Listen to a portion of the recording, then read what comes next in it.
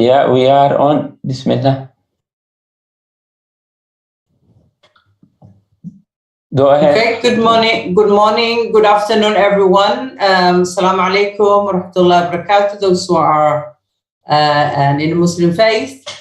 It is really, really great honor today to have this Drought Summit in partnership with Global Somali Diaspora, DEMAC, and DRC.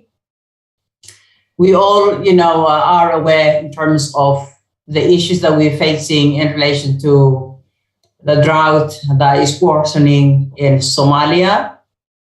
And we know many, millions of people are really at risk of sliding to famine. There's food insecurity. A lot of people lost their, livelihoods, and the impact on them is huge.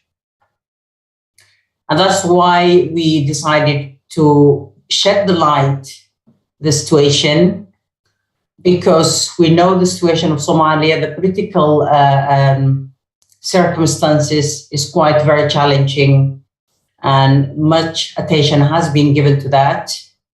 And I think as a consequence, this has been gone under the carpet.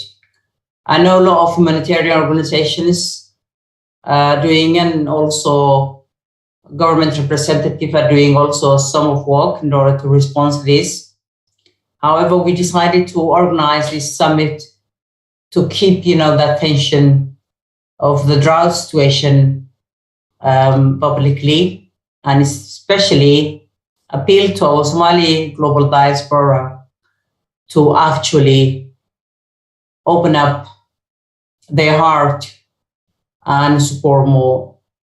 So we have, very, prominent speakers today from different organizations that will be, presenting in terms of their work and how they are responding to the drought. And there will be also discussions and hopefully possibility of asking questions if, the audience has. We have live streaming Facebook, which, thank you to Rohit, who's always, with us in terms of the technical side, that is actually responsible for that. So we have also online audience who will be joining us online, and maybe have also questions or maybe comments about the event. We welcome that. I would like to thank our distinguished, speakers, representatives from different organizations for taking the time today to join us this very important event. And as I said before, the event has been jointly organized Global Somali Diaspora, DEMAC, and DRC. So those who maybe are not familiar with Global Somali Diaspora, is a platform that actually connects and brings together Somali diaspora globally. We have a range of different activities globally, and we have representatives across Europe, North America, Australia, Asia, Middle East, and Africa as well.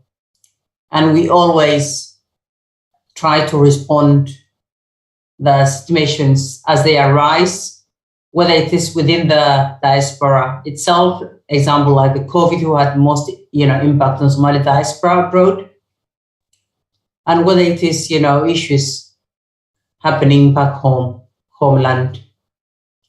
So therefore, I don't want to talk too much. We have so much exciting speakers that are waiting to come on board. But first, I would like to introduce Anders Knudsen and Rafael No from DEMAC and DRC to say a few words about, as they are the co-host of the summit, about the organizations and themselves. Thank you.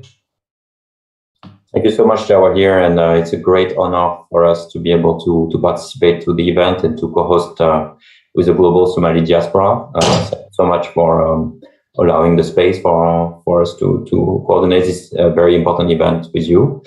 We are, as you mentioned, extremely worried about the situation in Somalia at the moment. We see that the drought is extremely severe this year, even worse than previous year.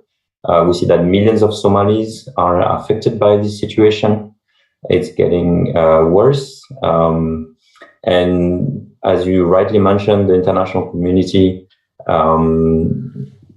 UN agency, NGO, the governments, civil society organizations are trying to support, but it's not sufficient. The resources are very limited. The funding is very limited, and people in Somalia are suffering. Therefore, as you rightly highlighted, we decided to have this summit and to raise awareness of this very concerning situation.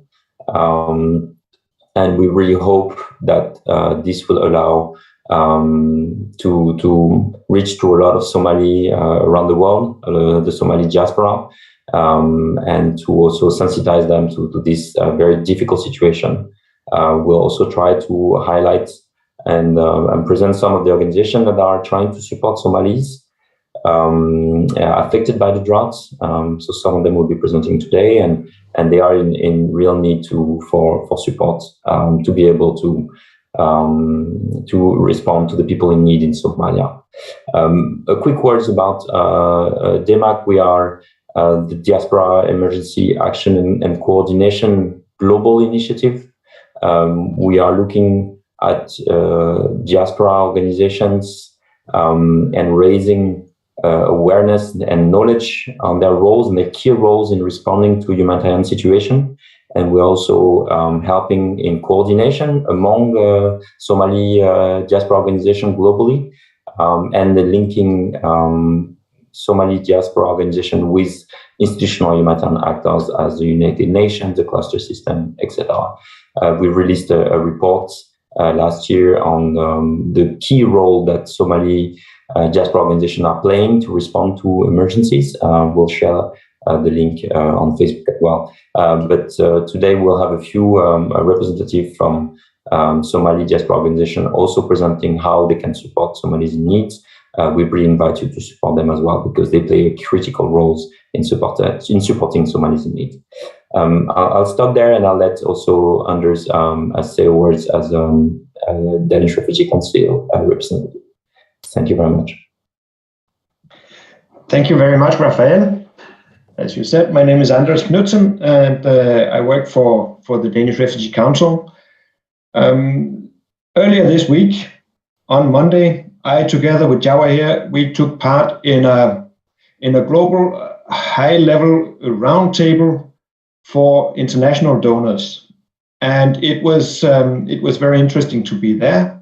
It was clear that what they committed to the humanitarian organizations in Somalia is not enough, and it will also, for sure, it will be too slow. So this summit here, we have organized it hoping that it will cover some of the gaps that are there, that will persist to be there, also after the international donors have committed their funding. And also because we know that you guys, the Somali diaspora, you are fast. You can send money very fast, and you do it, and you are one of the most critical supporters. You're the critical lifeline for Somalia, and especially when there is a crisis like this. The diaspora is where people turn to when they need support to respond to the drought. This is exactly also why we, as an organization, the Danish Refugee Council, work with diaspora, because we know how important you are, and we want to try to work closer with you across the differences that we have, for sure, but also realizing on our behalf that we need to have a much better understanding of how you as diaspora work and how you support, so that we can engage better with you than what we have done in the past. Now, without further ado, I think we should get the real speakers on board. Jawa here, will you introduce? Thank you. Thank you, Andres, for that overview, and thank you, Raphael, as well, for giving us a bit of insight about DEMAC and the situation. So I think, we're missing, Director General. Bazi, is Director General on board now, or is he still not joined? Not yet joined, but we can go to the next speaker. So therefore, I will give you, Anders, to introduce Awais Abdullahi from UNOCHA. Yes. Thank you very much. Awais, I hope you are with us. Yes. Good afternoon, colleagues on your side. I'm here. Thank you very much. So let me just give a brief introduction to you, and especially to UNOCHA, because I think probably some of the listeners are not quite aware of what UNOCHA is doing in Somalia. OCHA in Somalia, as UNOCHA in a lot of other countries, is the coordinating body of the sort of the institutionalized humanitarian response.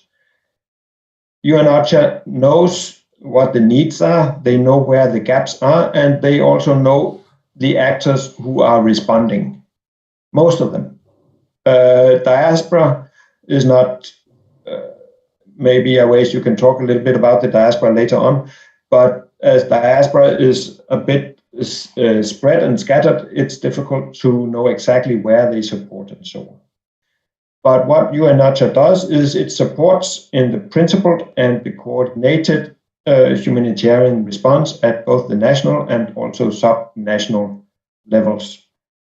And Awais Abdullahi Adam has worked with UNOCHA Somalia for 4 years. Awais, over to you. Thank you very much, colleagues, for having me in this important event. Confirm that you can hear me?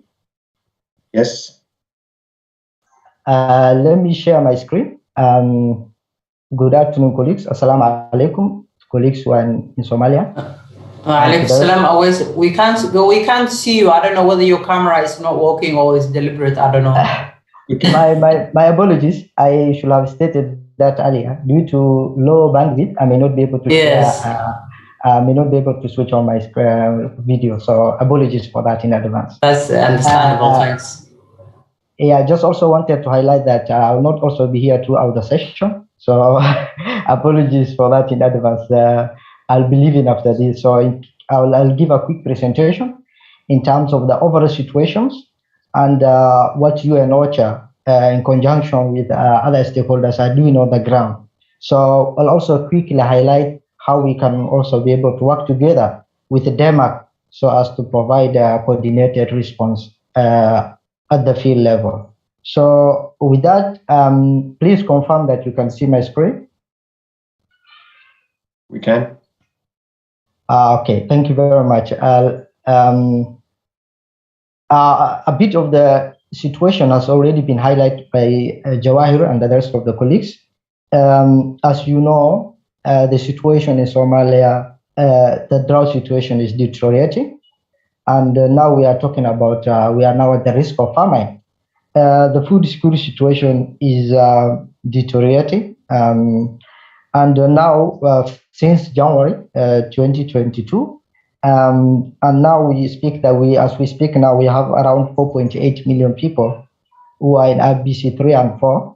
And we expect that as per the projection given by the FCNU IBC section, is projected that around 6 million people will be in IBC 3 and above between April and June, and around 1.7 people will be in IPC 4, that is emergency, and around 81,000 people will be in IPC 5, so that's catastrophe. So from this, you can understand that the situation is getting worse and worse and worse. And now we are talking about even the risk of famine. across the country. So if funding is not adequate funding is not received, and if the humanitarian situation, humanitarian response is not scaled up, then the situation is even likely to get worse. As you can see on my screen now, as we speak, around 6.1 million people across Somalia are affected by the drought. That's around 50% of the population, and around 700 out of these 760 people have already been displaced across the various towns and areas across the country. So from here, you also understand that the situation is getting worse as day by day. And in terms of the water wash, when we talk about wash emergency services, now we are talking about 4.2 million people are facing acute water shortages, as 80% of the water sources are drying up. And you know that River Shabelle and River Juba, which are the main sources of water for the country, are on the historical, the below level. That's never been experienced before. We can't really compare this situation with the 2016-2017 situation, because that situation, at that time, we had enough funding were at least available to scale up humanitarian response in order to avert, and that led to the aversion of famine. But the situation now here is totally different, because of a number of crises that are taking place in other countries like Ukraine, these other countries, that so all the attention have been given to those specific countries. So you understand how now the situation is. So linked to the water shortages, we also have AWD and cholera cases, which are also increasing. There have been spikes in some parts of the countries, like in Southwest State, Irshabelle, Banadir. So as per the Federal Ministry of Humanitarian, as per the Federal Ministry of Health, weekly CITRED, we understand that week 15, that's between 11th to 17th April this week, I think it was last week, around 470 cases, suspected cases were reported, out of which around 6 people died. And 50% of these reported cases are children under the age of 5 years. So from here, you understand that the drought also is hugely impacting, having a huge impact on the access to education, as a number of schools have already been closed.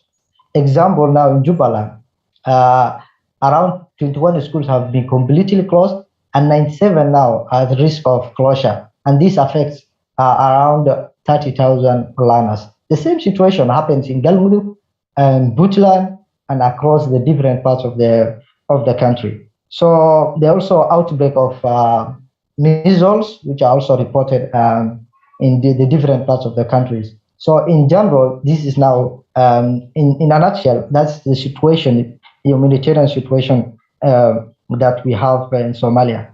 As per the HRP, for those of you who don't know, the HRP is the Humanitarian Response Plan, which are always usually developed on annual basis, which gives an estimate of the amount of funding required to effectively respond to humanitarian situation in Somalia. For the HRP 2022, now it's only about 4.6% funded. So from there, you can understand how dire the situation is. Last week, as already been mentioned, with the help of the other stakeholders, we were also able to, of course, launch the global roundtable in Geneva, just to mobilize funding for that. So in terms of the, just want to give you the most affected areas. Allow me to share another screen. To give you the most affected areas, just to give you a picture of which are the most affected areas in the country. I just wanted to share. Let me share another. Give me 1 minute.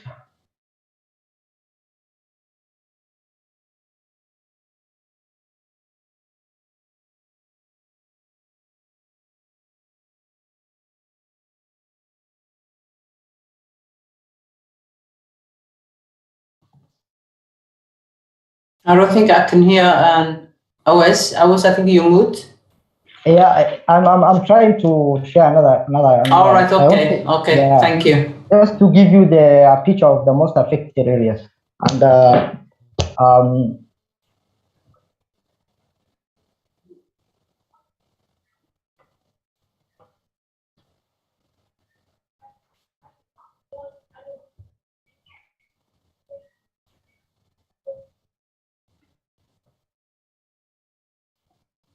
Confirm that you can see my screen. Yeah, we can. Yeah, we can always. Yes. Go on, please. Thank you very much.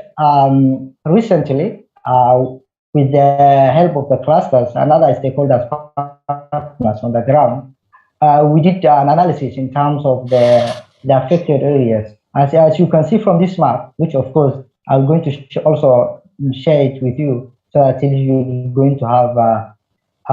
You can see from here that we classified the affected areas into three. One, OBA1, that's operational priority 1 areas. These are the most affected areas. And then we have OBA2, operational priority 2 areas. These are less, they are next to the most affected. So we also have operational priority 3 areas. That's the least affected areas. So if you look at the map, most of the areas in Southwest State, in Jubaland, in Galmudug, in South and Central Somalia, have been Puntland, have been affected by the drought. And you can see here that most of them are in operational priority 1 area. Here, in the people affected under operational priority 1 area are around 3.7 million people. Under operational priority 2 areas, we have around 2.3 million, and in 3, we have 1,40,000 people. So in terms of the displaced, we can hear we can see from the screen that 610,000 people have been displaced under priority 1 areas. Why have we done? We have classified them under these operational priority areas using a number of factors.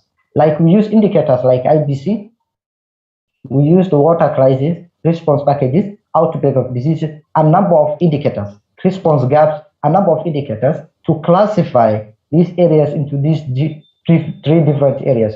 Understanding that since resources are not enough, we will be able to classify them and share these with the donors with a clear message that areas under priority 1 are like in extreme conditions. They have been severely affected, followed by those areas under priority 2, and then the least affected under priority 3, so that at least partners and donors will be able to understand what's happening on the ground. And the essence of having this is also linked to what we call area-based coordination, or what we call area humanitarian coordination group. In this area, under operational priority 1 area and priority 2 area, what we did is that we have scaled up the responses in those areas, and we have rolled out what we call ABC, area-based coordination, so that at least this area-based coordination structure will be able to work together with the government, that's Ministry of Humanitarian Affairs, at the state level, the local authorities, and other partners to scale up response in these areas. Because we don't have enough resources, the funding is very low. Therefore, we need to utilize the limited funding we have so as to provide effective response to the ground. So this is the map that gives you a picture of how the areas are affected in terms of. So I'll also share my previous just to take you through what we are doing on the ground. I've been highlighted the situation. At cluster level, what are we doing? We are, with the little resources that we have, most of the funding that the clusters are using to respond, partners are using to respond, are carry over funding from the previous year. So they are those carried over funding or from the previous year that partners are using to respond to the situation from January until March this year. As you can see, if you can see my screen clearly, you can see that the people targeted are 6.1. And so far, from January to March, we have only managed to reach 2.5 million people, which means in terms of percentage, is around 41%, which means that 59% is around 59% gap as we speak now. And what we do, we are working across 74 districts. And with the partners, we have district covered at 74, and we have around 190 partners that are working across the different parts of Somalia. And in a summary, you can see also down there that we have been scaling up from January until March. In January, we reached only 1.1. In February, we were able to reach 1.8, and in March, it's around 2.5 million. So for the data for the month of April, we are still processing that data. We're generating that data. And once it's ready, then we can be able to update the map and also this one, so that will give us a picture in terms of what level of response are going on the ground. In terms of now, as per cluster, you can also here see what clusters are doing, the different clusters, including the CCCM, the camp coordination and camp management cluster, the education cluster, food security, health. You can see from here that the gap is huge. The gap is huge. Given, for instance, the food security cluster, the target was 4.2 based on the previous IPC. Now the target will be revised because now we are talking about risk of famine, which means that the target will be higher than this. And from here, you can see that they were only able to reach 54% of the people targeted, which means that this is still huge gaps. And all the same applies to all the clusters due to the low funding. Moving next now. You can see I'm now doing cluster by cluster now in terms of what we are doing on the ground. The food security cluster since March, they have reached 2.3 million people with life-saving food assistance, and around 49,000 people with emergency agricultural livestock and livelihood support. The malnutrition cases, that is both some severe and moderate acute malnutrition, are also rising across the country. And what the nutrition cluster now is doing is that they have already, from January to March, they were able to admit around 106 girls and boys under the age of 5 with moderate acute malnutrition for treatment, those with mom cases for treatment. And those that were treated for under the SAM cases, that is the severe one, were around 73,000, and also pregnant and lactating women were around 28,000 people. So you can see that from here, that the response is very low because of limited or due to funding constraint. The health cluster, which is also one of the critical cluster, now we are talking about outbreak of AWG and measles in some parts of the drought-affected locations. You can see here that they were only able to reach 5,100 children only received measles vaccination. So there's still a huge gap in terms of this. For the WASH, earlier, my presentation, I've already told you that 4.2 million people are facing acute water shortages. And here, out of that, the WASH cluster was only able to reach 72,000, around 73,000 people, around 726,000 people with emergency water service, emergency water supply, and then only 524,700 people with sustainable water supply. The difference here is that one is provision of water tracking, and the other one is through the rehabilitation of water infrastructure like strategic boreholes. Understanding that over around 159 strategic boreholes are not functioning across the country. And this definitely aggravates the water shortages that already exist. It exacerbates the situations across the country. Moving on, you can see also here that we have already highlighted that about 600 and around 760 people have been displaced. And out of that, the shelter cluster can only provide NFI, who can only provide support around 32,000 people with NFI and around 20,000 people with life-saving shelter and emergency shelter support. So I've already highlighted the impact of the education, and you can see here that the education cluster could only, because they are only providing two main activities. One, access to emergency school feeding program, so that at least we can be able to increase the retention of children in schools. And the second part was also access to safe drinking water. And you can see up here that they were only able to reach 62 and around 46,000 people. So from here, you understand that there's a huge gap in terms of, and the same case applies to protection. I was sorry to interrupt you, always. If you start wrapping up, you got, Yeah. I'm trying to wrap up. Yeah, thank you. Yeah, I'm trying to wrap up. So in terms of what we are doing on the ground, I've already highlighted that we activated Disaster Operation and Coordination Center, that's the DOC.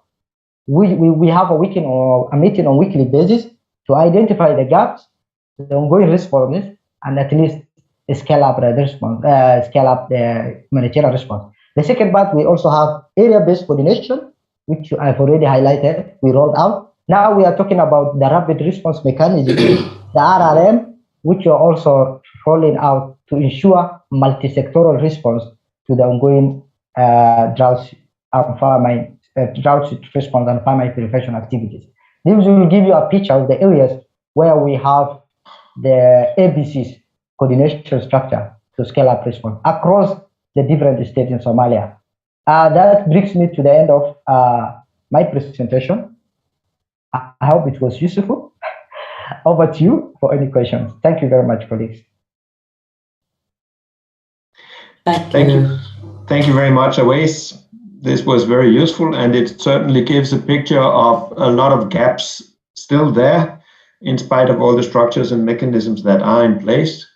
So I think that is something, that's what we need to take with us, that there's a lot of gaps still, and there's a lot of needs in Somalia when it comes to the drought situation, that it has never been as bad as it is now. So over to you, Jawahir. Thank you very much, Andres. Thank you very much, Awais, for that absolutely insightful information to the situation on the ground, which was quite, highlighting how the situation is very dire in there. Thank you so much for that, Awais. And do we have Honorable Abdurrahman Abdi? Yes, with us, Abdurrahman? Yeah? Yes. Yes, I would like to introduce Abdurrahman. He is the Minister of Humanitarian Affairs and Disaster Management of Jubaland State. Honorable Abdurrahman Abdi Ahmed, welcome. It's great privilege to have you on board today and taking the time to join us. Abdurrahman has been before former Director General, Ministry of Interior, Federal Affairs and Reconciliation of Jubaland State, as well former Director General, Ministry of Youth and Sports, the same Jubaland State. Honorable Abdurrahman is very advocate for asylum seekers and refugees at the Office of the Commissioner for Refugees, Ministry of Home Affairs and Zambia, and he is also pioneer of public service. Honorable Abdurrahman, welcome. The floor is you. Thank you very much, Jawahir. First and foremost, representative from Global Somali Diaspora, DEMAC, DRC, UN OCHA, and other international partners present in this virtual summit. Good afternoon. It's an extraordinary privilege for me to address this virtual summit on diaspora drought response, which is a joint initiative between Global Somali Diaspora, DEMAC, and DRC. In this opportunity, I would like to acknowledge the effort of the Global Somali Diaspora, DEMAC, and DRC to lead this great initiative with an aim to reach out to Somali diaspora with information and witness statements about the devastated drought situation in the country, as well as to offer participants a venue for sharing information about existing initiatives on the ground that deliver life-saving support to those most in need. Ladies and gentlemen, since the fall of the central government of Somalia, the diaspora has been a pivotal stakeholder in sustaining the livelihoods of the Somali people who have been facing various challenges such as climate change, conflict, and recurring disasters, which resulted in crippling humanitarian crisis. Therefore, the role of diaspora in contributing our people's economy and livelihood support through remittance, humanitarian assistance, and participation in peace building, recovery, and reconstruction efforts cannot be overemphasized.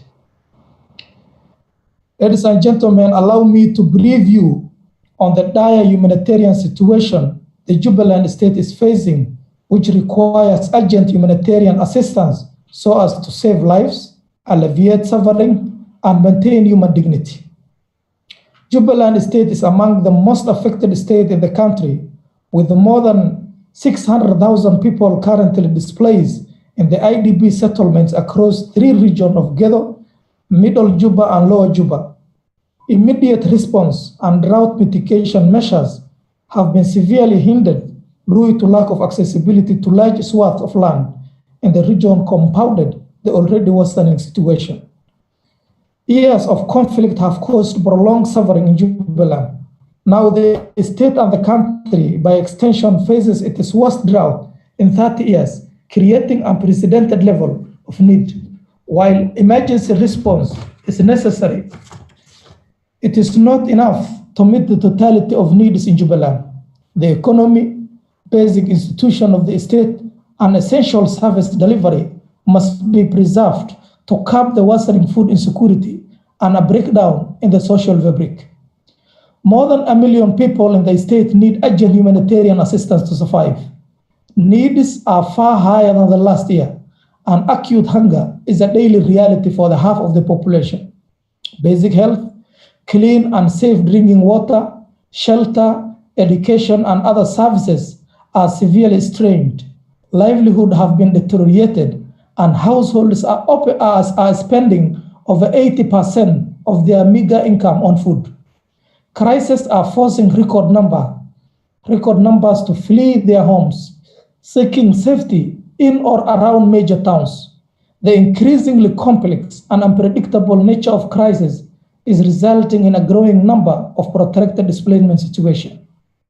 The year 2021 and 2022 have been the worst in Jubaland. Short rains have failed, resulting in shortage of food and water. The expected long rains have just started, but not that promising.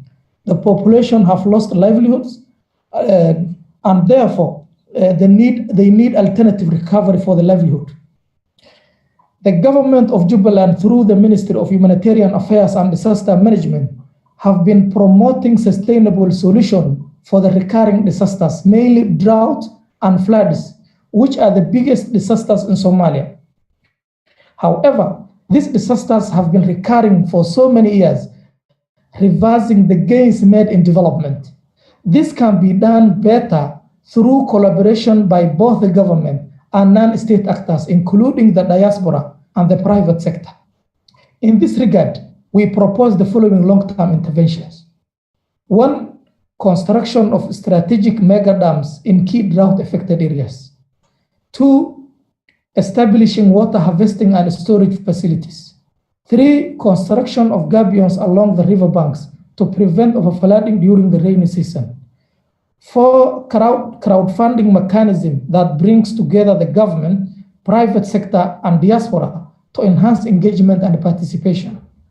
5, food security through establishing a strategic food reserve for Jubaland to mitigate against extreme hunger during disasters. As we are committed to making sure all actors, including our diaspora community, have a conducive environment for all the responses activity during this difficult time, we appeal to our Somali diaspora to actively participate and stand in solidarity with the people of Jubaland, who have already been through far too much. Finally, on behalf of Jubaland, I would like to express our sincere appreciation and gratitude to the diaspora community, international organizations, and donors for their continued support to our vulnerable community at this hard time of our history. Thank you very much. Thank you very much, Honorable Abdurrahman, Minister for Humanitarian and Disaster Management in Jubaland, for that insightful background in terms of the situation in Jubaland state and how people are suffering. Thank you very much again for joining us, Minister Abdurrahman. If you are staying with us, it would be great for later question and answers. We have the discussions. I would like now to welcome our other guest, Abdel Nasser Abdi Aroush, Honorable Minister for Humanitarian and Disaster Management, Southwest Gate. Is Abdel Nasser with us?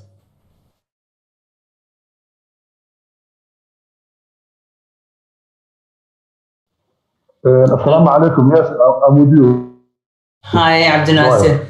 Yeah, thank you for joining us and welcome again to the summit. Thank you for taking really your time Saturday morning, afternoon, to actually support the summit and also share your insight the situation of Southwest. A quick introduction in relation to Honorable Abdel Nasser Abdi Aroush. He has extensive knowledge and experience in working with asylum seekers and refugees. He was the first non-US-born individual to lead a refugee resettlement institution in the state of New Hampshire. Honorable Abdel Nasser, he has International Community Economic Development degree as well as Master of Business Administration.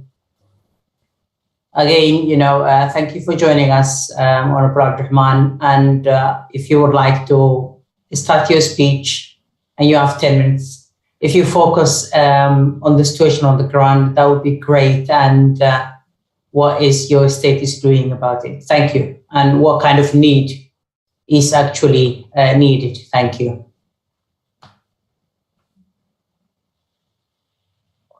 Welcome, Abdel Nasser. Yeah. Thank you, Jawahir. Thank you, Jawahir. Thank you, Global Somali Diaspora, for having me and DRC and the other group. I think I'll be very, very brief because we can have more discussion later. You and Minister Abdurrahman highlighted the situation. Overall, the country is facing a similar situation in terms of drought. Southern state of Somalia is one of the most affected area in this drought. And historically, it has been the worst hit by previous droughts and famine in 1992 and 2011. State historically is a rich state in terms of agriculture and livestock, but for the last 30 years, civil war, Al-Shabaab, and other factors make our state one of the most vulnerable states in Somalia. Currently, Southwest State, they host the highest number of IDPs in the country, and Baydhaba alone hosts more than 400,000 IDPs. And this really makes our state very vulnerable and high in displacement. The last 2-3 years, the rain was below average, and Al-Shabaab was displacing people and not allowing them to farm, and that really creates food insecurity issues throughout the state. As you also explained, that the situation is deteriorating and the number of the needy people is increasing. These are some of the highlights of the challenges we are facing. We are facing an issue of water. People do not have enough water for clean drinking water, and also the current good so far is very low and expected to be below average, and that really will make the things very difficult. And also we are facing food insecurity. the harvest for the last 3 years was very, very low. And most likely the good harvest will be also low, and that will really create our situation very difficult. And also the prices of food is very, very high compared to the rest of the country. And some of the places, districts in the state, such as Hudur, Dinsor, Khansa, Dera Wajid, they are seized by Al-Shabaab. And price of the food is 3 times higher than prices of other places of the country. And that makes it very difficult for our community to have ability to purchase the basic food they need. Also, malnutrition is very high and it's also increasing. We also have issues with livestock.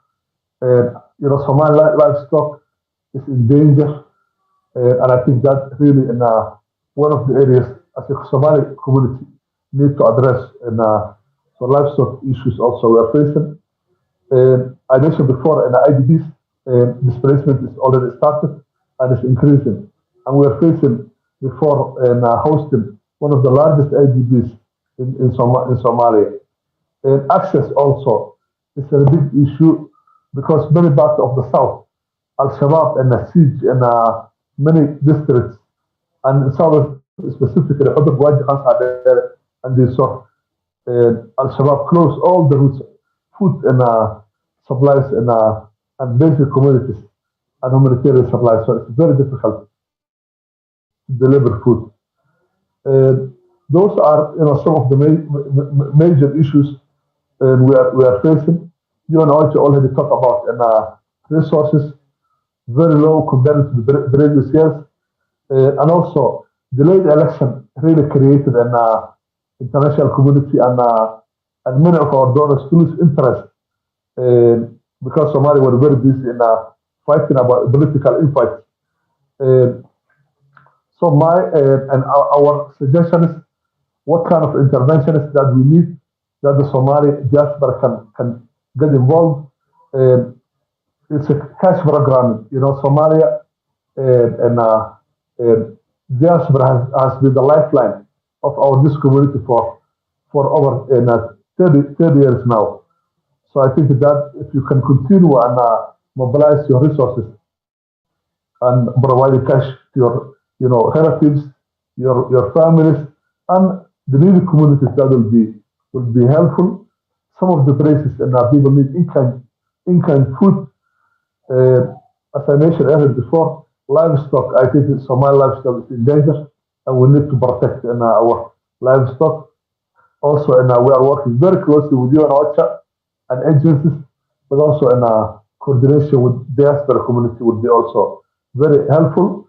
As a government, different level, in Southwest, we are committed always to provide conducive environment, supporting anyone who is helping in our community, and making sure there is no obstacles, and making sure people who in need will receive the support they need. That's in a brief of my Southwest situation, and I will be with you until the end of the session. If you have any question, I will be with you. Thank you very much. Thank you very much, Honorable Abdel Nasser, Minister of Humanitarian and Disaster Management, the Southwest State. Your speech was spot on and on time, even early. You finished. That's very good. I like that when I'm chairing. People who manage the time, efficiently. Thank you so much for that overview. And I think, our global diaspora people, one of them are joining us online. Today is live streaming. Others might listen later on. We will be putting on all social media, Twitter, Facebook, and YouTube as well. So hopefully they will, respond. And I again appeal, and please put your hand in your pockets and give generously. It's almost the last day of Ramadan. And I think that is absolutely the best way of actually completing our fasting, to donate generously to this call. Thank you. I will pass now to Anders to introduce the next guest. Thank you. thank you very much, Jawahir, and thank you to the previous speakers to explain to us what the situation is, and it surely is very, very, very dire. Now we go to the next part of the program, which is about the responders, who is there on the ground, out in the communities. And for that, we have asked Abdullahi Noor from the Somali NGO Consortium to give an overview of those who respond in the different areas of the country. The Somalia NGO Consortium is a voluntary coordination mechanism of NGOs for NGOs. It tries to give a coordinated voice on behalf of the NGOs because it is so critical to successfully conduct development and humanitarian aid in Somalia. So, Abdullahi Noor, I hope you are with us. Over to you. Thank you, Andreas. Apologies if I mispronounce your name. And I will put up the lights later, the camera later. But for the time being, I just want everyone to see me. My name is Abdullahi Ibrahim. Sorry if my voice is a bit hoarse because of the cold. And I'm the advocacy and communication specialist for Somaliango Consortium. Thanks to the organizers of this conference. This is March. It is really long-awaited meeting, and the diaspora remains the lifeline for many Somali households. The Somaliango Consortium is a network of non-governmental organizations, both national and international, working together to improve aid coordination in Somalia. The consortium represents 87 NGOs of the largest and the smallest NGOs working on the ground in Somalia, trying their best to respond day by day, hour by hour, to save lives. Among the key areas that we work on, this includes advocacy. Allow me to put off my camera so that I continue with my statement. On the drought, we rang the bells of the looming drought as early as October last year. We issued a press release on 16th October 2021, coinciding with World Food Day, and we appealed for assistance to those affected by the drought when the figure of those people affected were 3 million. On 31st December 2021, we issued key messages in which we appealed for assistance to the affected people by the drought in Somalia. Early this year, somewhere in February, we issued an open letter to donors, including institutional donors, foundations, cooperatives, philanthropic individuals, likewise appealing for humanitarian assistance as the drought conditions worsens. In April 2022, we sent a letter to the UN Secretary General Antonio Guterres, signed by more than 60 NGOs, both national and international, in which we requested Mr. Guterres to appeal to the donors and member states to commit additional resources to support an urgent scale-up of humanitarian response in Somalia to avoid a possible famine and loss of life. Just a week ago, the Somaliango Consortium Director Nimo Hassan attended called for an urgent assistance with no delay at the high-level roundtable conference in Geneva, hosted by OCHA EU. A pledge of 1.39 billion was made for the entire humanitarian assistance for the whole of Africa. But the question is, will it come with the spirit it deserves? We are trying to knock almost every available door. In the pipeline now, we have a letter of appeal to Organization of Islamic Cooperation, which we are expecting to send it out in the coming week. So if I go to the humanitarian actors on the ground, the actors that support those affected by the drought are first NGOs, both national and international NGOs, who are spread all across Somalia. The major international NGOs, for example, CARE, Save the Children, World Vision, DRC, are having offices and running programs in many parts of Somalia. Where these international NGOs do not have a presence in a particular region or province, they have partners who are local NGOs that implement humanitarian programs on their behalf. However, there are no presence of NGOs in areas controlled by armed groups, which is one of the challenges facing those people in this area. We also have business community who donated cash towards water tracking and buying of other basic food items in many parts of Somalia. Respective government authorities have been involved in supporting those affected by forming drought committees who have been raising funds to assist the drought-stricken people. Of course, the diaspora has played a critical role by supporting family members by sending them cash to buy water and other necessities, despite the employment opportunity in the aftermath of the COVID-19 going down in many parts of the world. So now I'll go to the challenges facing humanitarian actors, especially NGOs, in many parts of Somalia. There are a number of challenges that face NGOs in their core duty of delivering aid to those, especially at this critical time when more than 6 million people are facing acute food shortage and are on the verge of famine. I will say currently there is a challenge of lack of enough funds to mitigate the worsening drought conditions because the NGOs are already overstretched by the vast population affected by the drought. That's why the NGOs and other humanitarian actors are appealing for emergency funds to support those affected by the drought. And there is no already pooled emergency funds set aside by donors and other well-wishers to quickly respond to emergencies like the drought. The challenges here becomes sending appeals one after another to donors, as we have been doing since October last year.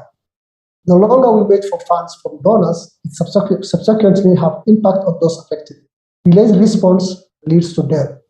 We have already had cases of people dying of hunger or hunger-inflicted opportunity diseases like measles and acute water diarrhea, especially among the children under the age of 5. Influence of donors whose system of releasing funds are bureaucratic because of the list of conditions and terms. For example, NGOs or partners being blacklisted for delivering aid to those areas controlled by armed groups like Al-Shabaab. So donors need to review their terms and conditions for quick early response and save lives. Recurrent conflict in some parts of Somalia render some areas inaccessible, and thus making it risky for NGOs and other humanitarian actors to deliver assistance to such areas. We also have government influence where some online ministries of particular NGOs are advised to deliver aid, especially, for example, back into a particular area, making others to miss this precious commodity. Access in areas controlled by the armed groups don't want to see NGOs operating in their areas. For example, Al-Shabaab doesn't like NGOs coming to their areas. While aid donated by local business people have been delivered to these areas, NGOs fear for their safety as well as violating donors' terms of conditions and subsequently being blacklisted by the donors. My last point is that diaspora, which continues to be the lifeline of many households in Somalia, we urge you to make one step more and mobilize resources for your brethren back home who are suffering due to the biting drought. Thank you, and over to you. Thank you very much, Abdullahi. That was very compelling, and it was very interesting to hear. Yes, to hear what the challenges are for the actors, and we are all aware. But this was it was really interesting to hear exactly what the challenges are on the ground there. Then we go to the next point on the agenda. We jump to allow a few organizations that we have identified to present their activities and to then appeal to you guys for your support to them. It has been very difficult to choose these organizations because by choosing some, we don't choose others. But what we have done here is we have selected organizations that are active in the hardest hit areas, as you have heard about this morning, this afternoon. So we hope that you will bear with us that we have not been able to select all, because that would be a long list. We have selected those that we know and also those that we know who are good and delivering a good job, and who can absorb extra additional funding from you guys, should you choose to do so. So this is how we have come up with the list of organizations that will be introduced to you now by themselves. The first organization is not really an organization, it is a Nexus platform. Nexus platform is a consortium of, I think, 8 national Somali NGOs who are active across South Central Somalia, Central, North, and Somaliland. So they have organizations in all over the Somali territory. And I'm very happy to be able to present to you now the director of the Nexus platform, Isaac Malim. Isaac, I hope you are with us. Yeah, thank you so much, Anders and Jawad for the facilitation. And I'm with you here today, and I will briefly speak about Nexus and what they are doing. Thank you so much, Anders, for having me. And I will do some small presentation on what Nexus is. So you will allow me to share my screen. So can you all see my screen, Jawahir? Yes, we can see. Yeah. So my names are Isaac Malim, and like Andy said, I'm the director for Nexus platform. Nexus platform is a consortium kind of 8 local partners who came together out of contemporary challenges that had been facing Somalia for long. So it all started in 2019, and Nexus aspires for a locally led or locally driven agenda. And this has been to advance the new community-driven model of partnership and working with the government, private sector, and humanitarian partners as well, purposely to empower Somali communities. This is just to say that challenges in form of delivery challenges, in form of climate challenges, in form of humanitarian response has been an issue. So these local partners came together to overcome, and out of coming together, the Nexus platform is doing a wonderful thing, all through from the year 2019 to 2020 and 2021. So the partners who came together are here with us. Some of them are in this summit. That is CBD. There's Gredo. CBD works in Central Somalia and Galmudug region. Gredo works in Southwest. There's Havayoko in Somaliland. There's Kalo in Puntland. And there's Sado in South Central. SSWC. There's Takulo or Tasco, and then there's WASDA. All these organizations are major local partners or local organizations who are working across Somalia, Somaliland. So, and through just to give you a glance of what these organizations are capable of doing when coming together, is that in the year 2021, these organizations collectively implemented an overhead of 19 million US dollars and reached 2.3 million people through all Nexus member organizations, and bringing together 23 years of experience. Some could be having like 17 years, but others are also having 37 years of working in Somalia. So bringing all this experience together and working collectively to respond to humanitarian response is something that is wonderful, and we have seen the benefit of it. So programmatically, I'm trying to reduce a whole chunk of work into 5 minutes, so you will bear with me, and I will be able to take questions later on. But programmatically, Nexus member organizations are responding to all kind of emergencies and resilience and development and peace. So from WASH to livelihood to conflict resolutions to youth empowerment to education and health and everywhere. And in this era of drought, more of Nexus member organizations are responding to emergencies more than development and resilience. So and more cash, water tracking, cash and drought-related interventions from Somaliland all the way to South Central, to Puntland and everything. What gives us a niche now of coming together is that Nexus member organizations are permanently within the community down onto the hard-rich areas, and seeing the government and working with private actors and making sure that the community are also contributing and supporting themselves, and collectively we are doing some smaller problem-solving issues that are adding up to smaller wins.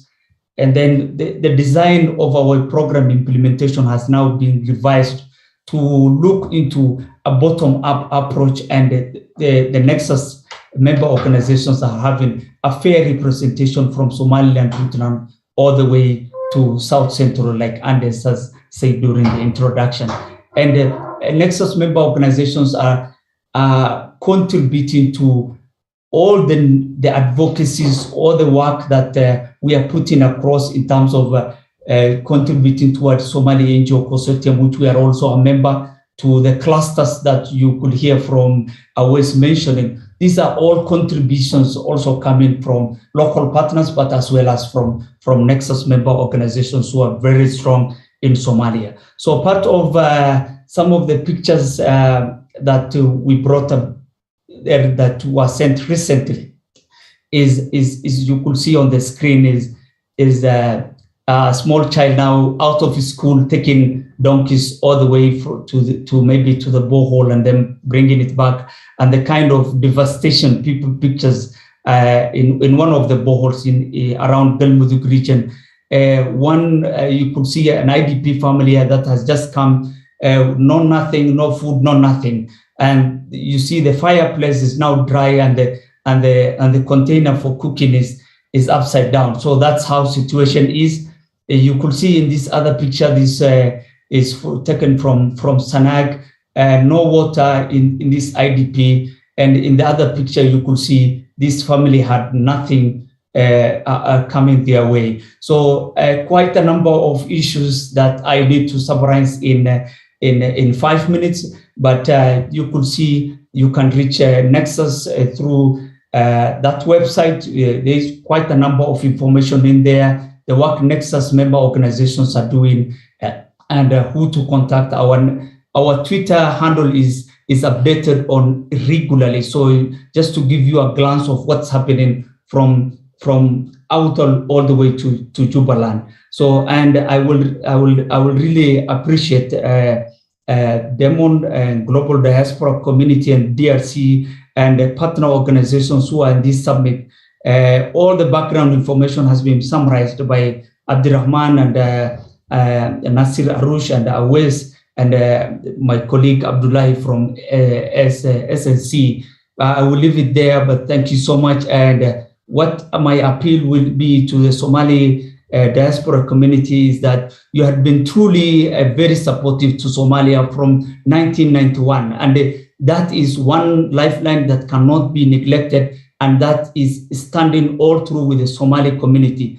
At this stage in time, the drought is severe, the responses are low. So we will request you again to double your effort, because the situation is there in Somalia. Thank you so much. Thank you very much, Isaac, for this appeal. That was a very strong appeal. So I trust that if people have something in their pockets, they can go to the website that you put there, and then they will be successful in releasing what they might have. Is that correct? Yes, I appeal to whichever way, if they can support their own families, if they can support through the government, if they can support through local actors, because local actors are the people who are on the ground delivering services to the community, and they are the ones who understand the best. This is not to rule out that local international actors are supporting, but I say Nexus partners, but also local actors who are on the ground, in the forefront, delivering services to the community, to the needy people, to the hard-to-reach area communities whose voice cannot be heard in this summit, kind of. So we are the voice who are to bring the issues and to this kind of forums. Thank you so much. Thank you very much, Isaac. And I just want to give a very small comment before we proceed. And that is, having been working both in Somalia for a number of years and having quite some knowledge about the different actors in Somalia, I can tell you that the organizations here exactly on this slide are all very reputable organizations. So I would not hesitate to support any of them. Thank you very much, Isaac.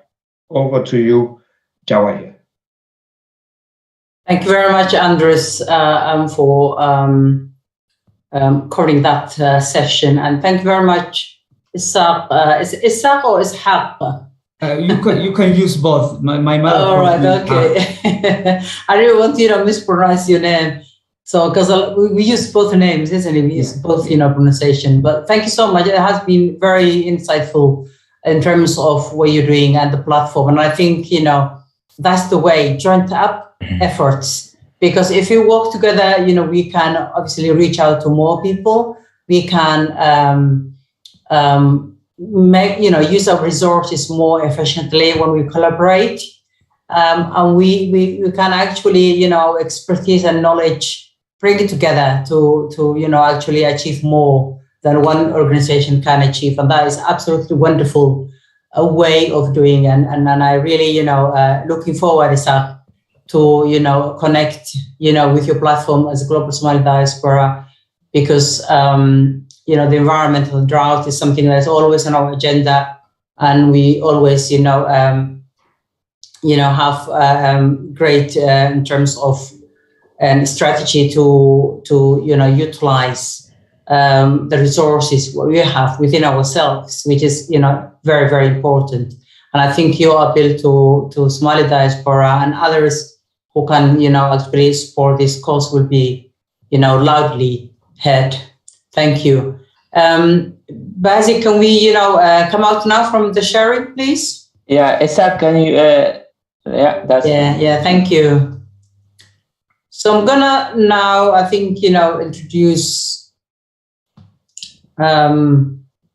is Ahmed with us, Director General of Ministry?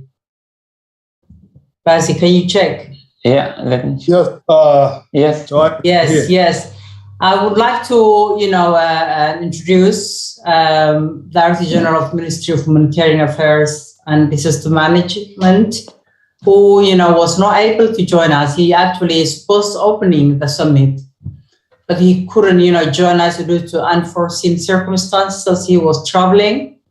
But I'm so grateful, Director, to join us, and in his, earliest opportunities. I know Ahmed is always, committed to work with us, especially Global Somali Diaspora, and he has been attending many of our events, and I think he's always front for in terms of humanitarian issues and supporting Somali community and Somalia inside. Ahmed, without further ado, I would like to welcome you to say a few words in terms of as the opening remarks, even though we are in the middle of the program, but in terms of the perspective of Ministry of Humanitarian Affairs and Disaster Management, Somali Federal Government. Welcome. Thank you. Yes, thank you very much, Jawad, and thank you for your leadership and efforts you are paying to engage the Somali diaspora to support their people, especially those who are in need at this moment, and also your support with the ministry and Somali government for the previous hazards and always the global Somali diaspora team, and you had played a vital role in the support to the government and Somali people. So thank you very much, and thank the other colleagues who are in the line and also my ministers, His Excellency Minister Nasir Abdi Arush, and also Minister Abdurrahman Abdi Ahmed, who are really did a great job in drought responses at this moment. And as you were aware, Jubaland and Southwest was the most affected drought areas, and the hospital people who had affected by drought, and not only for their own states, but also coming from other states and also from outside Somalia who become IDPs in their states. So thank you also to them for joining us today here. And as my colleague Abdullahi mentioned from the NGO Consortium, the situation in Somalia now is catastrophic and it's really dire according to the forecasts and the numbers we have, and also the information we get from the ground. Around 7 million of Somali people now in need for humanitarian support. And also there is a concern that the expected rain of good season at this time is close to be failure. And it will be the fourth seasonal raining that became failure since 2021. And that shows that this number may be increased and the needs may become more high. So as a government of Somalia, we try to do our best to mobilize more resources within the government and also within the Somali community, the private sector, and also the diaspora. The Prime Minister, Mohamed Hussein Roble, pledged around 1 million from the government budget, and also had a meetings with the private sector. They pledged around 3 million to participate in drought response. And also the Prime Minister sent a bill letters to different state administrations in the world, and also they pledge a lot of money, and also they start supporting the government through multilateral way or bilateral way or direct implementation. So now we had also some missions to Geneva, New York, Gulf states, and also different donors to convince them that they should contribute to a drought response. And also we initiated some social or civil society groups to be participated in the national drought response committees, and also to create a platform for the Somali society. So I think many stakeholders and many parties have really play a role to drought response. Around 3.5 million already people supported. The government of Somalia transported and I lifted food commodities from Mogadishu to 5 areas, to Middle Juba, Lower Juba, Togder, Nugal, Muduk, Galgaduud, Bakol, Bai, and also in many parts of Lower Shabelle and Middle Shabelle, just to assist the needy people in that areas. And also we participated in water tracking activities in different locations in the country. And still we are committed to work hard just to support the Somali people and to convince the international community to support the Somali people at this tragic moment.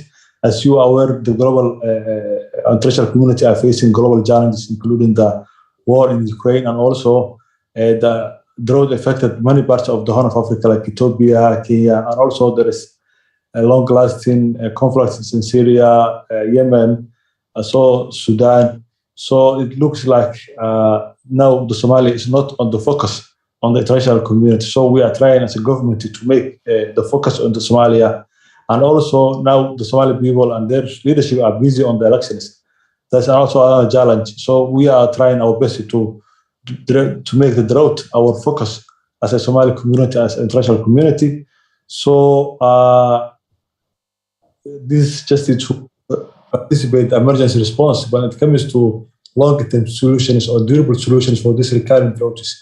Also, there's another issue, but it looks like whenever we are talking about the emergency, we don't have appetite to talk about the development. So these recurrent droughts and shocks may damage our efforts to development and long-term solutions.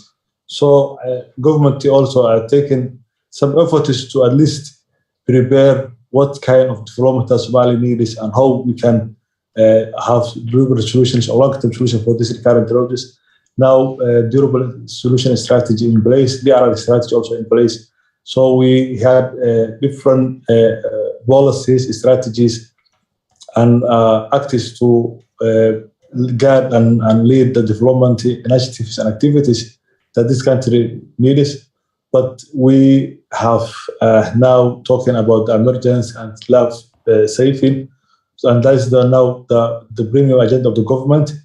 Also, as a government of Somalia, we are trying to encourage the Somali community to contribute to the response and to support their families and friends who were affected by the drought.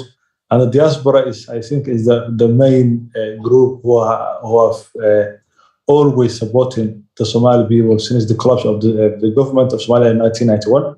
So I think the only part is missing from the puzzle is to see that the Somali diaspora is mobilizing together and mobilizing more resources and funds to Somali people, and to, you know, I know they are supporting their family and friends by individually or small groups, but now what we need is to see that the Somali diaspora coming together and supporting the Somali people in one uniform way, and then we can report that around this number of around these millions, around this resource, diaspora already contribute and pledged this huge money, and they are supporting this number of people in these locations, as what we do with the NGOs and the UN agencies.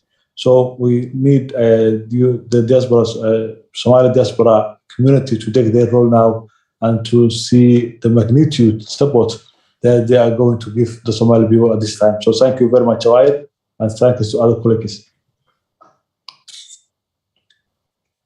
Thank you very much, Ahmed Abu Bakr, and who is the director of General Ministry of Humanitarian Affairs and Disaster Management of Somali Federal Government, to give us that overview in relation to the perspective of the ministry and your collaborative efforts with others who are actually working and responding to this, dire situation.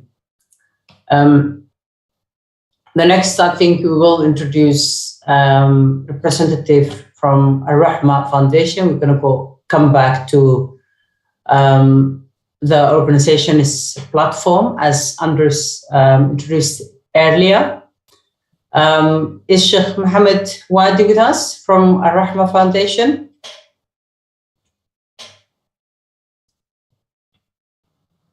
Yes. Okay, Sheikh Mohammed. I know you were one of the who joined the first, and thank you so much for your patience and staying with us. Ar-Rahma Foundation is one of the organizations that are very, very active in Gaza region and really doing some great response to the drought situation in that area.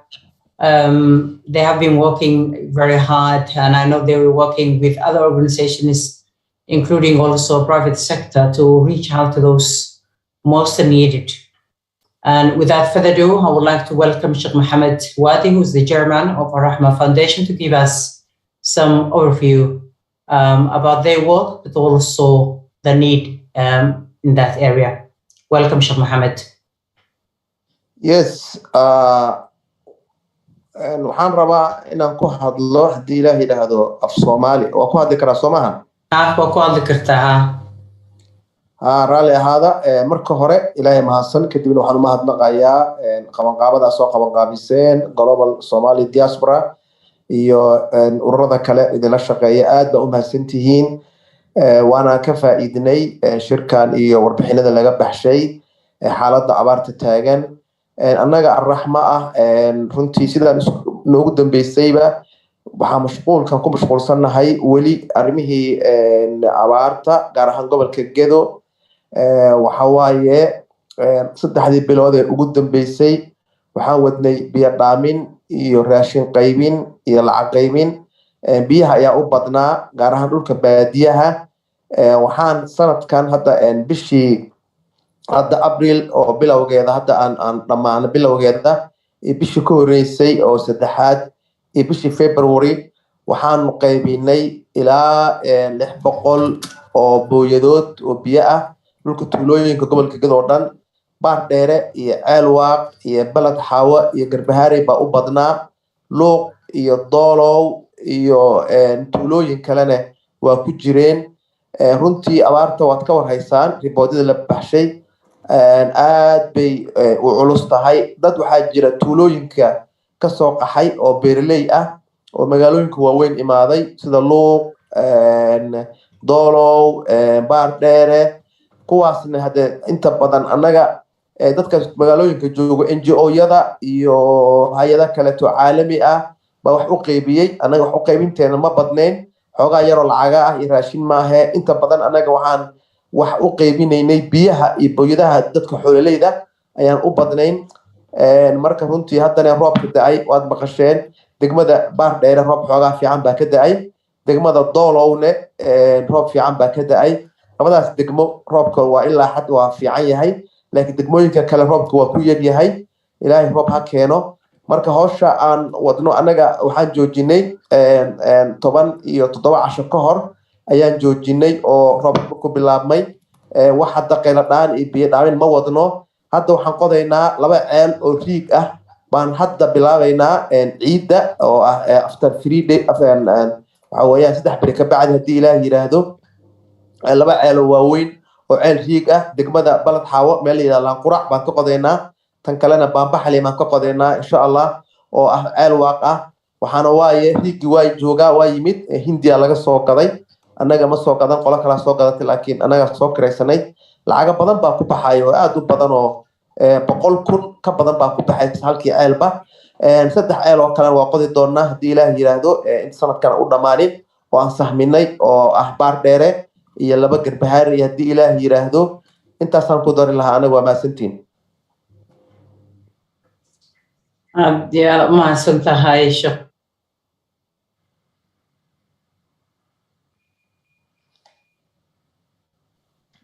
Jawahir, you're muted. Thanks, Anders. Sorry, I was just talking to myself then. وما سنتها شيخ محمد وادي وها بدوميها أوركا الرحمة فاونديشن هذه أنا كاغا مهدنقايا سيدي كوبنيد ayaad noogu soo gudbisay shaqada ka haysaan gobolka Gedo iyo warka wanaagsan ah in roob ka da'ay dadkana runtii maaragtay wax lagu farxo waaye kulli waa iska garanaynaa roobku intuu maaragtay dadka maaragtay uu xogaa uu carrada gaaro oo wax ka soo baxaan oo maaragtay laga faa'iideysto waqti bay qaadanaysaa iyo ceelasha qodaysid baa qodaysaa baada ugu mahadsan tahay for those non-Somali speakers Sheikh Mohammed preferred to speak Somali and I had a summary in the chat and I have put it there but mainly actually he was very brief because he didn't want to repeat what already other guest speakers have already spoken and mainly that they are working in the Gedo region and certain cities in that area, providing water and food distribution, and also now they are in the process of actually digging some wells in certain areas. They have identified that there is water shortage. So that was it, Shukmadi. Thank you so much. Now I will hand it over to Andres to introduce the next guest. Thanks, Andres. Thank you very much, Jawahir. And now I'm very happy to introduce you to Masla Mohammed Mumin, who is working for DRC in Somalia. Masla is our communications coordinator, and I believe that you are based in Mogadishu. Is that correct, Masla? Over to you. That's correct, Anders. Thank you. Over to you. Okay. Thank you very much, Anders and Jawahir. My name is Masla Mohammed. I'm the DRC communications coordinator based in Somalia, and greetings from Mogadishu. So DRC in Somalia, I would not like to repeat what other colleagues have mentioned with regards to the drought situation in the country. all of us were aware the situation is very dire and it keeps on deteriorating every day. So as a DRC, as one of the organizations which is very active in Somalia, we have really put together quite a number of interventions in terms of providing cash transfers, also in terms of rehabilitating water points, and also in terms of providing non-food items to some of the drought-affected populations in the country. So what we have done is that coupling the response that we have put together is we have put together a GoFundMe. So what this GoFundMe is, we are trying to target the Somali diaspora in the wild to be able to join hands with us in providing life-saving support to the most vulnerable victims of the drought catastrophe in Somalia. So what the GoFundMe is all about is that for every $60 which is donated by the Somali diaspora, DRC will add another 20 to make it $80. So $80 is not a lot of money, but it's a good amount of money to be able to make sure that the vulnerable people who have been affected by the drought at least have something small during this period of the Ramadan. So over the past month as DRC, we have provided cash grants to over 1,830 households in Banadir, Mudug, and also Jubaland. However, as we are all aware, the needs are much higher. And with this GoFundMe campaign, we are hopeful that we are going to raise about $300,000 to be able to provide life-saving assistance to another 5,000 families before the end of Ramadan. So DRC will match all the donations by 30% from its own funds. So this is a good opportunity for the Somali diaspora because there have been a lot of questions which have been raised. There have been a lot of appeals which have been raised to see how the Somali diaspora can be able to actively take part in some of the ongoing campaigns. As DRC, we are here providing the platform to our Somali diaspora. We have put together this GoFundMe. So if the Somali diaspora, if you have ever really wanted to support the Somali people here, if you really wanted to support and also be part of some of the efforts which have gone towards making sure that the drought-affected communities are supported, this is an appeal that we have put together, and it's something which is quite straightforward. So as DRC, why is it important for the Somali diaspora to take part in this? Is that as DRC, we have a wide presence in Somalia.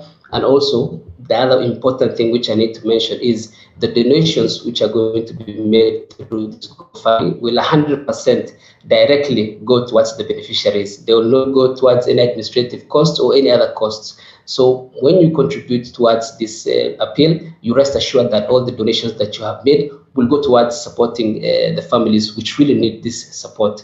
So what can $80 do? It can really support families to be able to purchase food, to be able to purchase water, to be able to purchase medication, and also soap and clothes, and also other items as well. So our appeal as the Danish Refugee Council in Somalia is, yes, the situation is dire. The situation keeps on deteriorating by the day. But what's important is what interventions have we put in place to make sure that at least we can be able to reach quite a number of people with some of the interventions that we have.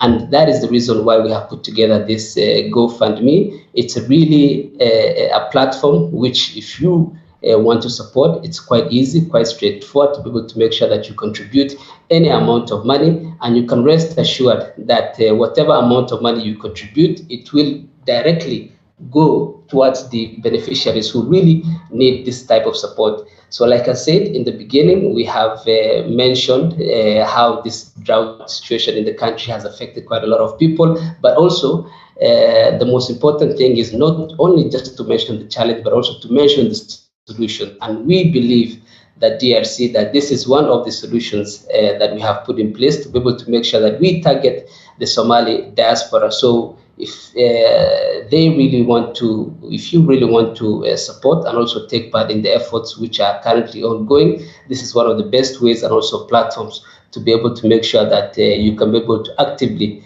take part in supporting the Somali community here. And maybe just one last thing that I would want to mention is, the situation in country, to be honest, is deteriorating, and it's unfortunate because currently in the country there's a political situation that has taken quite a lot of focus out of the drought conditions in the country.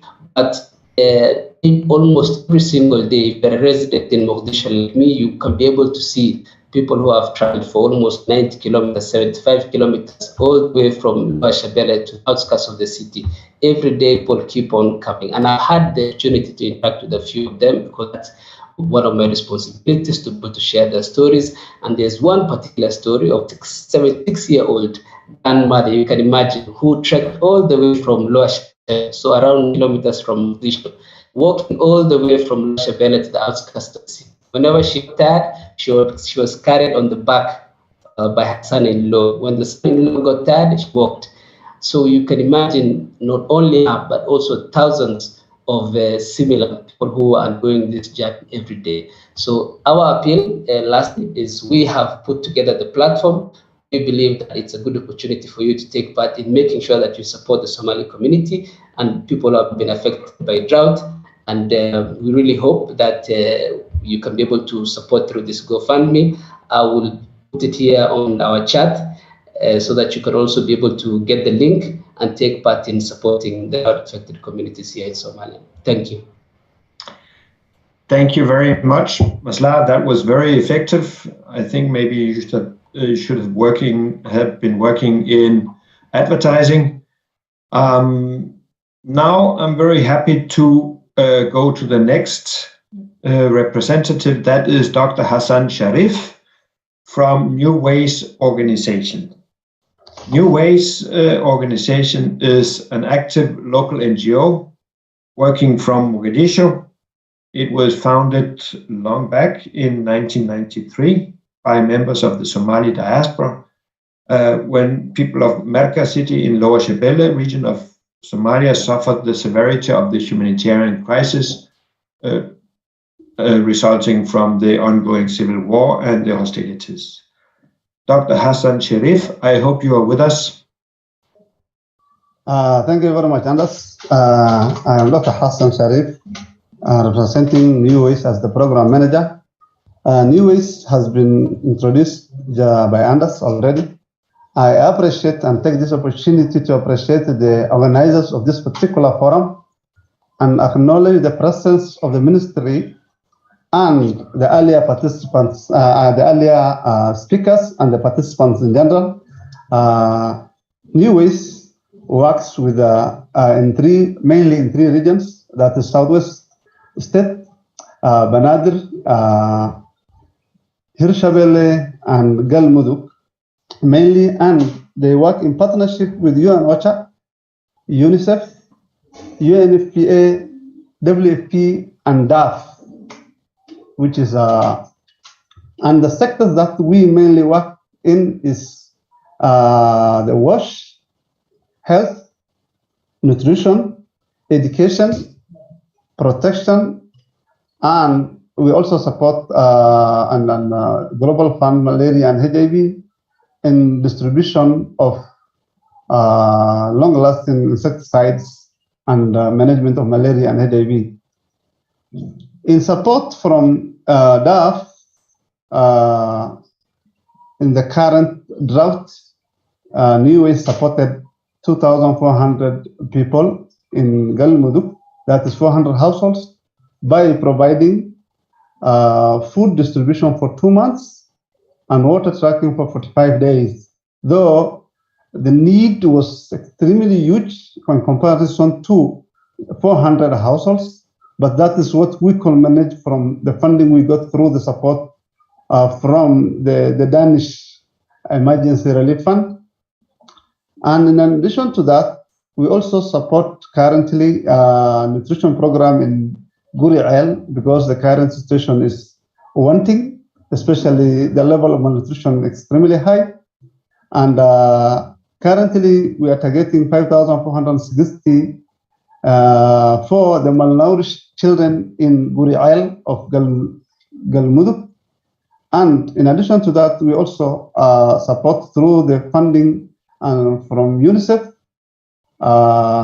65,000 population in Lower Shabelle and in Galmudug through water tracking, water chlorination, and rehabilitation of shallow wells and construction of 200 latrines for the IDPs.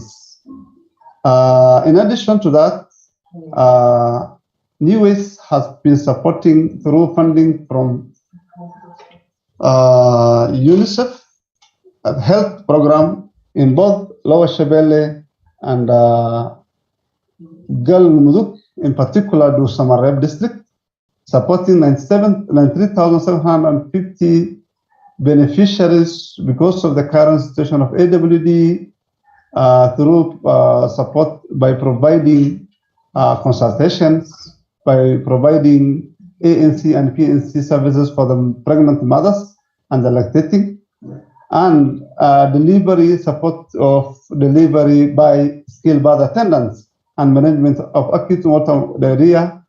And in addition to that, we also got support from WFP and through the government of Somalia by providing relief assistance with cash to 1,819 households in Wallawin and 2,000 households in Afgoe by providing that $5 to each household for a period of 3 months.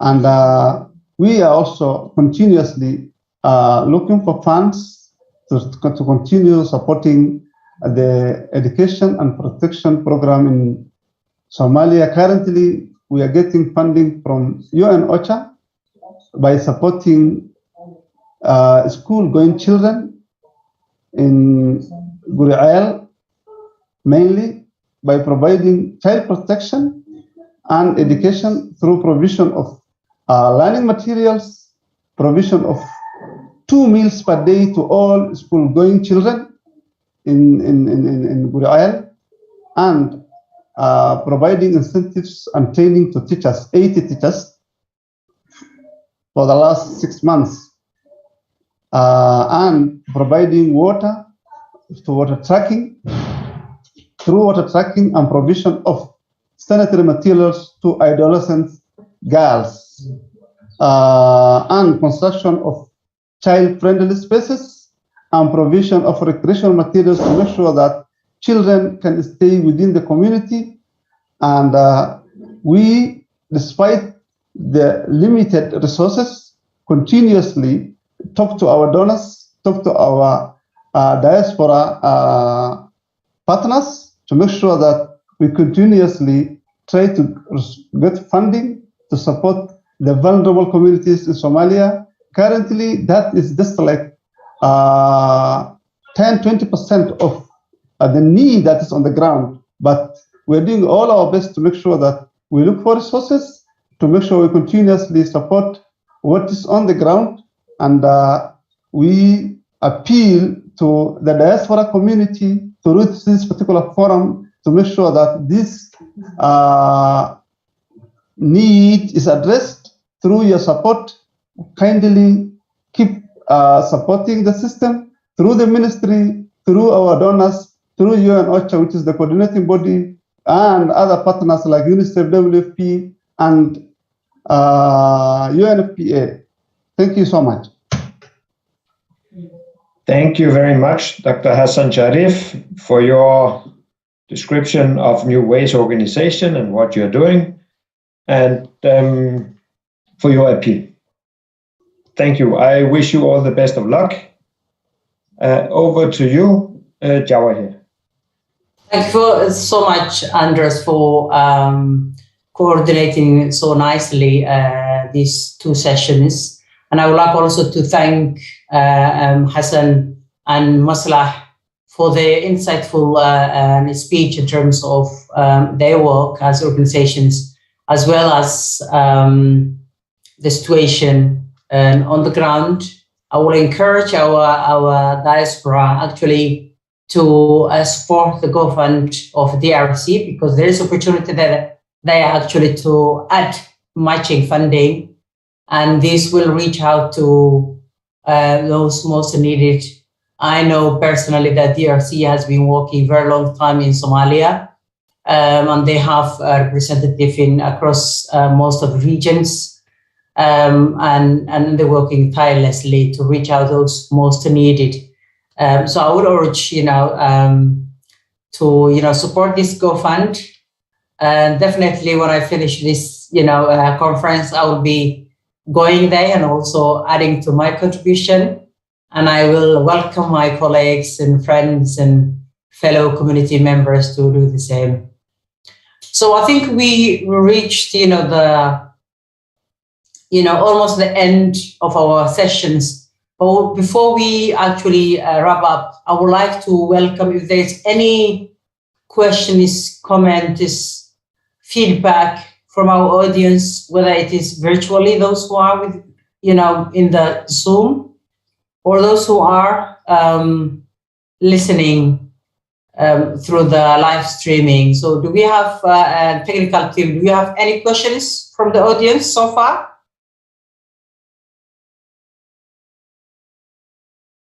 Bazi and Suad, do you have any questions? Yeah, there's no questions, but there's an addition of statement by one person who said even the diaspora community in the West, they are having a problem because of the high inflation on the utilities and all this, and that will have an impact on the diaspora contribution. But given that, but still there's an open heart by the Somali diaspora. That's what they say. Yeah. Oh, that's really good feedback. And I think it is true that in the West, I know, and I am aware that the living cost is getting higher and higher because of inflation, because of the war of Ukraine, because of the gas situation, oil situation, and that has a huge impact on, of course, diaspora and their obviously income. So, but I know our community that they will, contribute to the best of their abilities. Those who are with, with us on Zoom, is there any questions, any comments or feedback?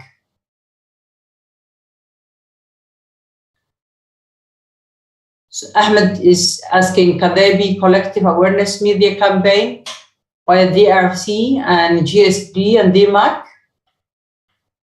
I think, why not? Yes, I think that could be, a very good idea. What do you think, Anderson and Rafael?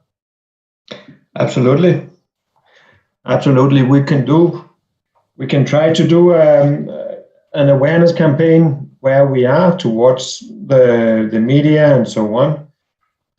We have done a few things, including this conference that I was talking about before, where we also allowed Jawahir and others from the diaspora to speak up on what the situation is currently there. But definitely do it a little bit wider and say that it's not, the whole world is not Ukraine. There are many other needs out there that still need to be catered addressed. Some of them are even potentially bigger than what the donors are focusing on at the moment. Absolutely. I can see that Abdullahi has, his hand is up. Welcome, Abdullahi. Thank you very much once again for the organizers of this fruitful summit. And my question is, apart from highlighting the Somali drought situation across the media, what other approach are you planning to mobilize funds towards supporting the Somalis affected by the drought, the worst in 40 years? Thank you. Over to you. Is that question to Global Somali Diaspora or all of us organizers? And it goes to the organizers as well as the Somali diaspora. Thank you. Thank you, Abdullahi, for that absolutely fantastic question. From I think the global diaspora, I will give also Isa. I can see that his hand is up as well. The last international conference we had this year, which actually happened in October last year, and also the previous one is always the environment and then humanitarian and the drought, but also the preventative side has been always on our agenda, and we always bring people together, to discuss solutions actually, because obviously we know the drought, the cause of droughts, and prevention is better than actually cure. That's and it's absolutely so true.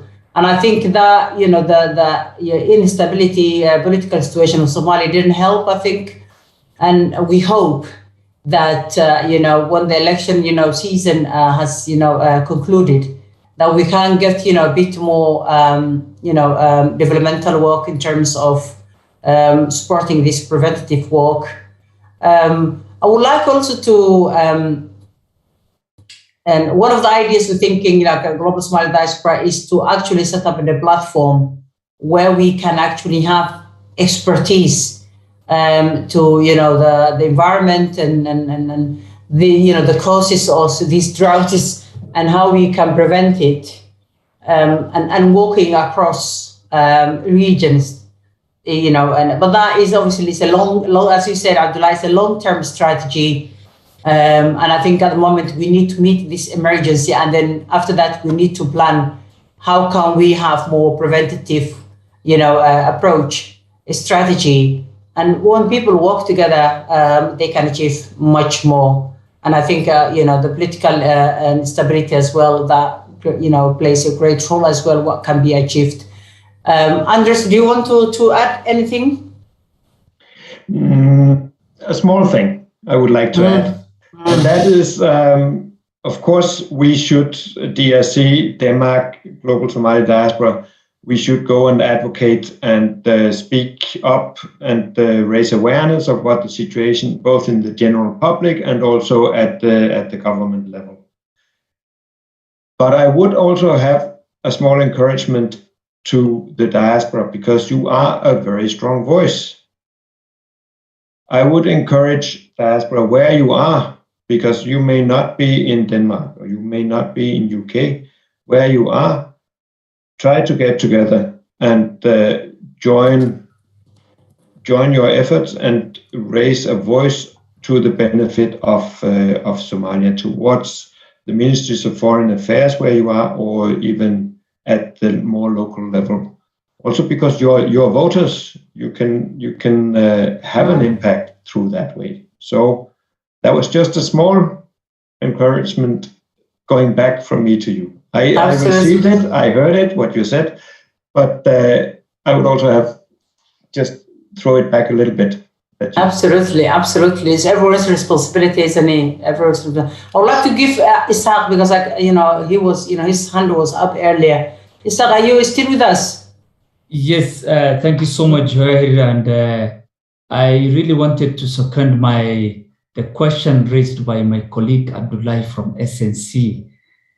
And I know we were in the field, I know we were in the coordination, and the major worries we have is, I'm not asking specific question to anybody, but this goes to everybody in this meeting, that we raised, there were analysis, there were reports, there were awareness that were raised way earlier, before even the start of this year, concerning about this drought is coming. There were drains that failed. This is likely to fail also, or if it doesn't fail, it will going to be below. This is not limited to all people who are here. Every organization, including Nexus, we have released quite a number of government entities have released appeals, and appeal after another, and statements.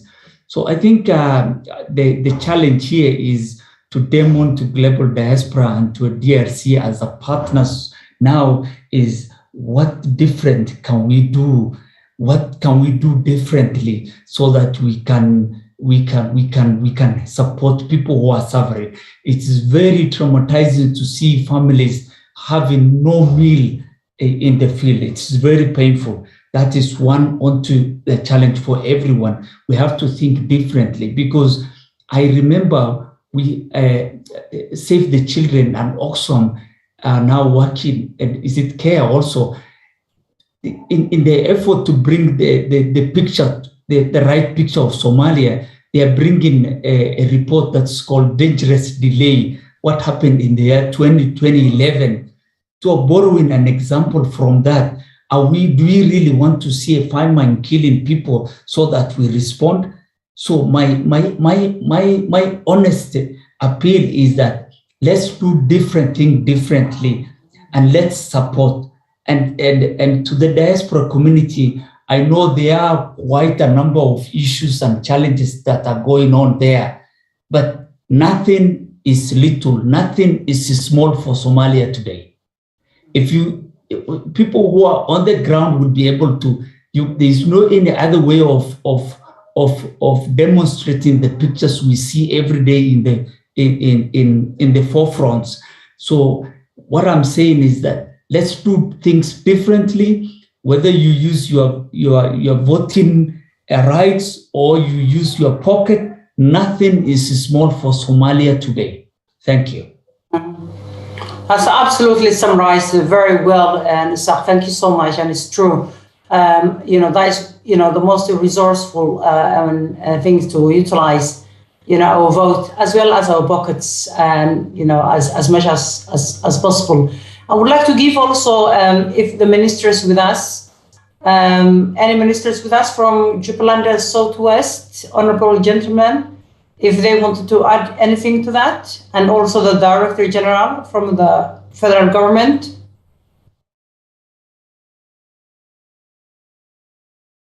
Okay, I will give now, I think Masalah is, his hand is up. Masalah,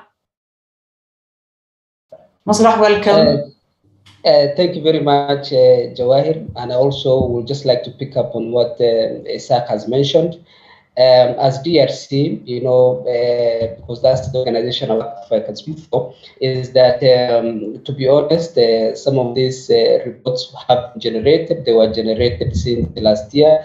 That the situation was going to get worse, that the reports were even coming out as the early parts of last year. But part of the challenge is that when it comes to issues with fundraising, is now there are a lot of challenges, especially when it comes to issues with donor fatigue, when it comes to issues to do with money being sent to maybe other countries. But from DRC's perspective, one of the organizations put together very quick response. Situation can be.